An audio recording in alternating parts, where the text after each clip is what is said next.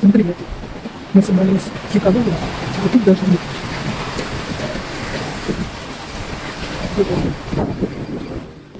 Мы с мужем живем в Коломбо. Это огромный мегаполис. Иногда выбираемся в туристические районы, такие как Хикадува, чтобы понежиться на великолепных пляжах. Добраться до Хикадувы можно разными способами. Вообще на Шри-Ланке очень развита транспортная сеть. Если вы не экстремал, то лучше езжайте поездом, так будет намного безопаснее. Но учтите, комфорта там вы не найдете и будет очень много народа. Но будут великолепные виды, вот такие, например. И билеты на поезда отличаются несколькими классами, да, там есть первый класс, второй класс, но разницы вы не ощутите, они различаются лишь наличием вентилятора и никакого комфорта вообще. Но это все лучше, чем ехать, например, на вот этих крэзи-басах, которые гоняют и ездят по встречке, вообще не соблюдая правила. Мы поехали на одном из таких крэзи-басов на вот таком микроавтобусе, где есть кондиционер. Да, но так слоны ходят, это в центре острова. Так же, как на поезде, из автобуса тоже виден океан. Если вы еще не подписались, то вы не увидите другие мои видео. Так что не упустите шанс.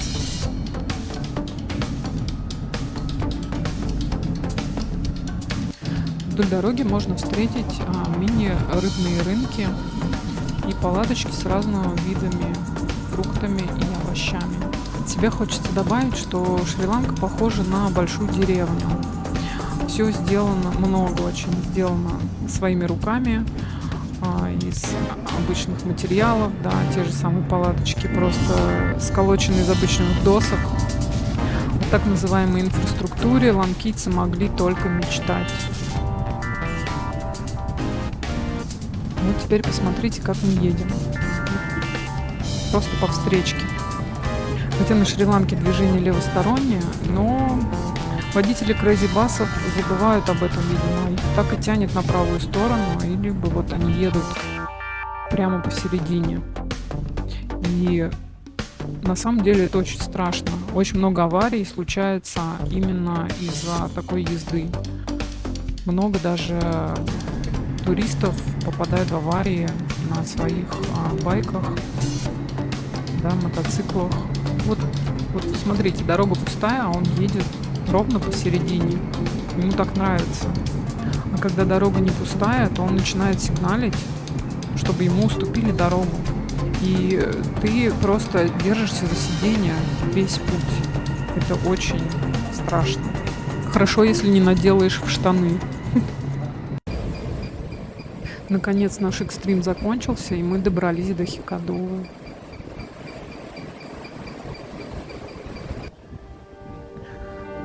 Мы забронировали небольшой отель на 3 дня посреди недели, и это июнь 2023 года. Да, июнь – это не сезон на Шри-Ланке, считается, это сезон дождей. И это действительно так.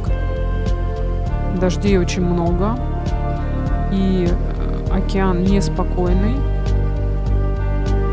Сейчас вы сами увидите. Но плюс в том, что нет людей. Пусто, особенно если это посреди недели, так как местные туристы тоже приезжают на выходной день, предпочитают посещать пляжи. Поэтому в выходные дни здесь есть люди, а в будни нет. Да, в сезон здесь, конечно, все забито.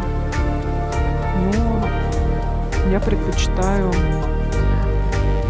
уединение с природой, чтобы никто не мешал, наслаждаться ее красотами, общаться с силой стихии. Вот и название отеля. Let Easy. По крайней мере, сейчас он так называется. Какая моя шляпа? Она приехала со мной из Анапы. Мы забронировали небольшой номер с видом на океан. И, конечно, ни разу об этом не пожалели. Это была моя мечта. И я просто наслаждалась. Это не описать словами, когда ты утром просыпаешься и засыпаешь под шум океана.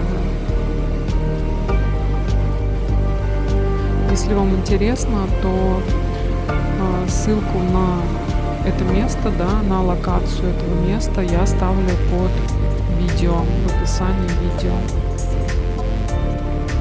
Это не реклама, мне никто за это не платил, просто хочу поделиться с вами этим шикарным местом.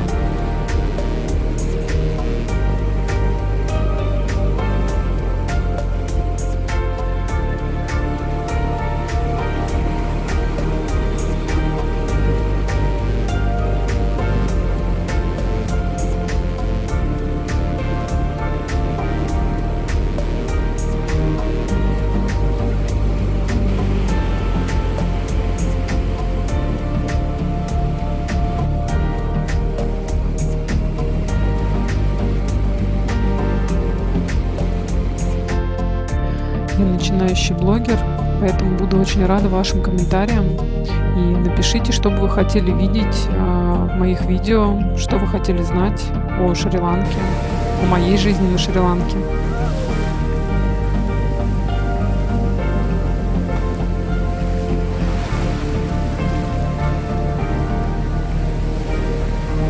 Если честно, я такая довольная, потому что за всю свою жизнь я была на море, тем более на океане, всего-то несколько раз, пересчитать можно на пальцах. Не одной руки, но 2 рук хватит, это точно. Поэтому я всегда радуюсь, когда оказываюсь в таких великолепных местах.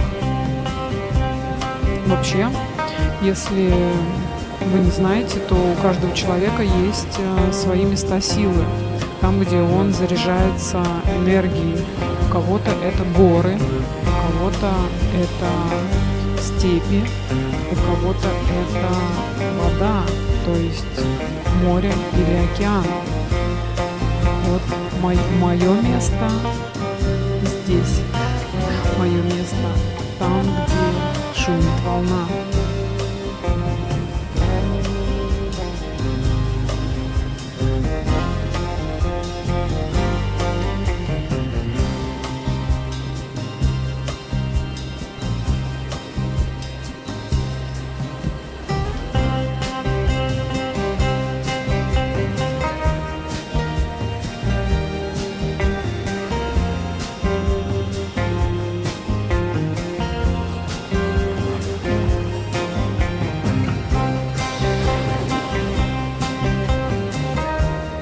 Чтобы вам знать, я шла вот с того конца вдоль пляжа несколько километров от нашего отеля.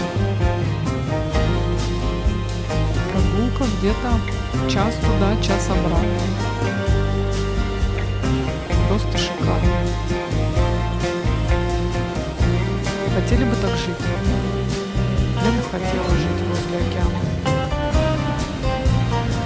По поводу купания вот в такой беспокойной воде, конечно же, оно опасно. И в всех отелях, да, местные также люди предупреждают, что лучше не заходить в океан.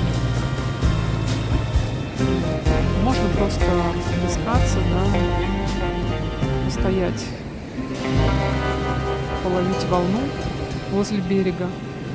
Но плавать на самом деле невозможно. Мы с мужем пытались, и ничего не получилось. Волна просто тебя уносит то к берегу, то от берега, и на самом деле это очень опасно. Поэтому, в общем-то, мы приехали не купаться, а больше наслаждаться видами, шумом прибоя, просто расслабляться. Днем вообще не сильно заметно, но вдоль всего горизонта стоят корабли.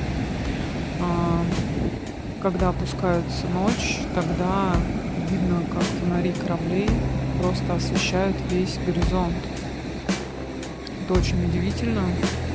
Понятное дело, они плывут в Коломбо с разных стран. И видно, и весь этот объем виден ночью.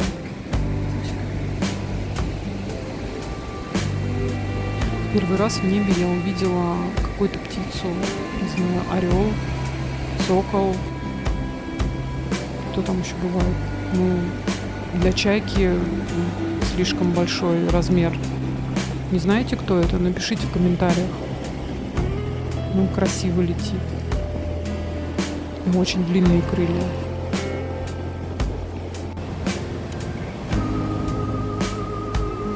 Вот такой вот был вид у нас с балкона.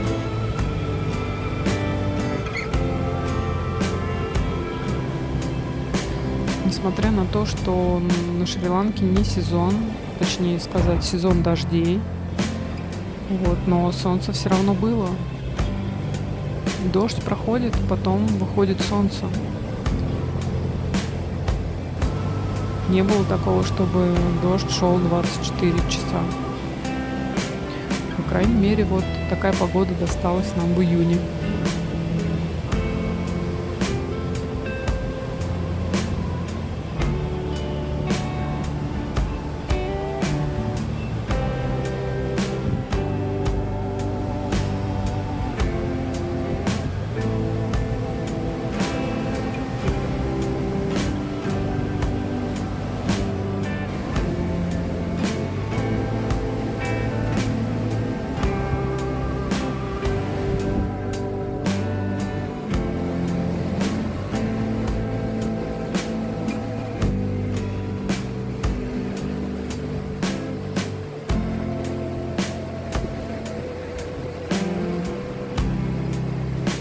Слышите звук?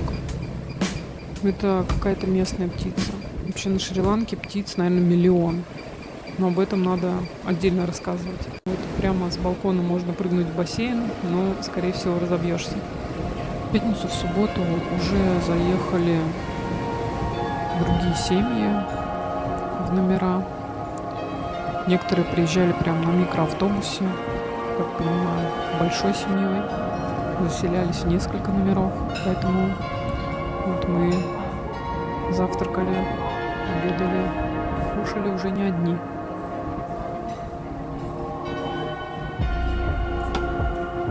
Нашли тарзанку и качели возле соседнего отеля. Насладились, упали, искупались в песке.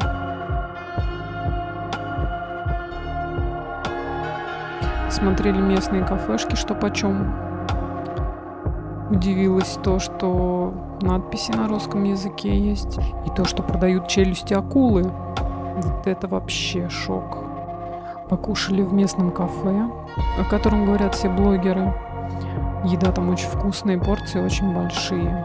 Сходили на местный рынок. Закупились себе в номер фруктами.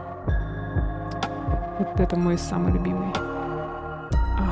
Вкусно очень. В конечном итоге нам стало скучно в отеле, и мы решили сходить на дискотеку перед тем, как уезжать. И в конце видео вы увидите, какие бывают дискотеки в Хикадуме. Даже вне сезон. На завтрак нам давали тосты, фрукты и местную еду.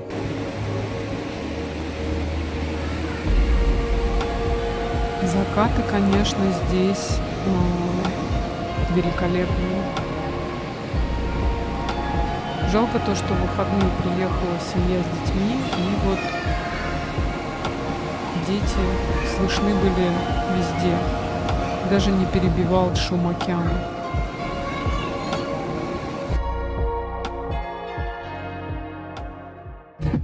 Вход на дискотеку стоил 3000 ланкийских рупий для мужчин, для женщин вход бесплатный. Мы пришли в 11, и вот до 12 еще было мало народу.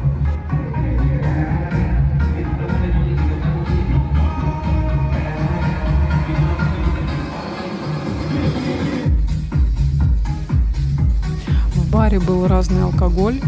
Из закусок делали что-то похожее на люля-кебаб. Все, больше ничего не было. Ну, дискотека не для еды, для танцев.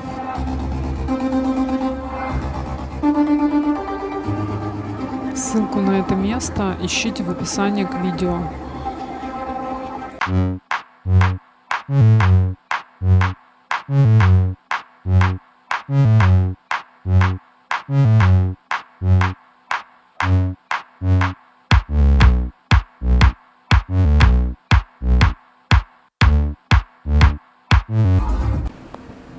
На этом наше путешествие закончилось. Буду благодарна за ваши лайки и комментарии. Конечно же, подписывайтесь, чтобы не пропустить другие видео. Пока-пока!